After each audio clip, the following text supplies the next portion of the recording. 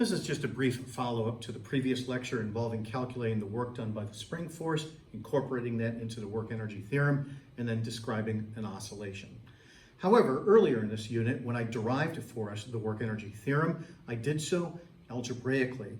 You can do that for constant forces, as I've done.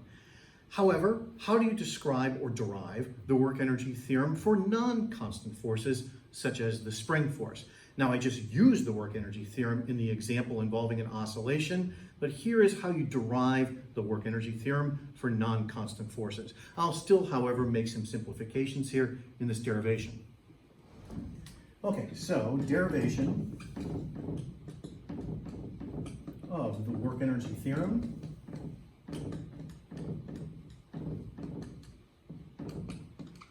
for non-constant forces.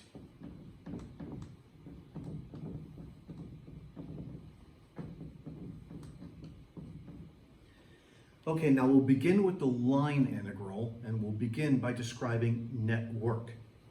Okay, so net work is equal to the following line integral. Basically, the displacement vector multiplied by the net force. However, we're only going to deal with a one-dimensional case like we did for the spring force, so let's just immediately simplify this expression and write it in the following way for a one-dimensional case. We'll assume, by the way, that the motion is along the x-axis to keep it simple. Okay, now the net force, of course, is mass times acceleration. Let's go ahead and write that in. However, the acceleration is not a constant for non-constant forces.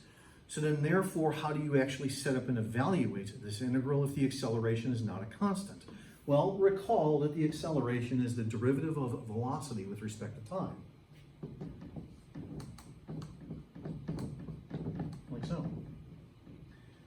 Okay, and now what I'm going to do here is I'm going to switch two terms, the dx and the dv, and instead write the expression like so.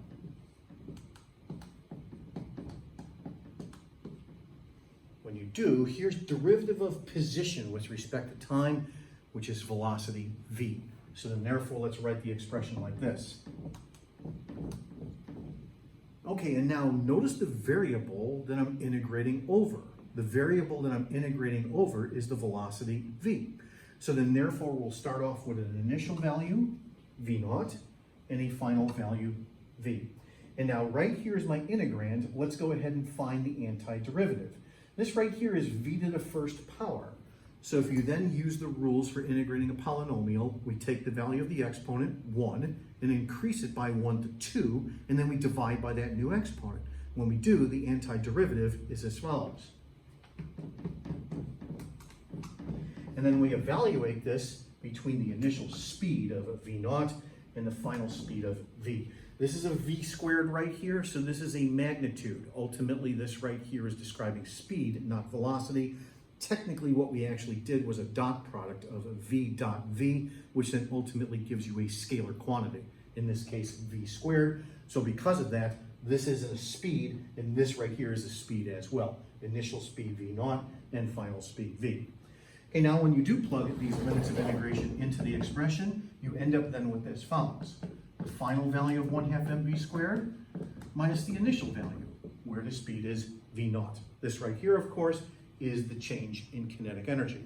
So then therefore, for non-constant forces, net work done is equal to the change in kinetic energy. So once again, this is just a quick re-derivation, if you will, of the work energy theorem, but in this case for non-constant forces.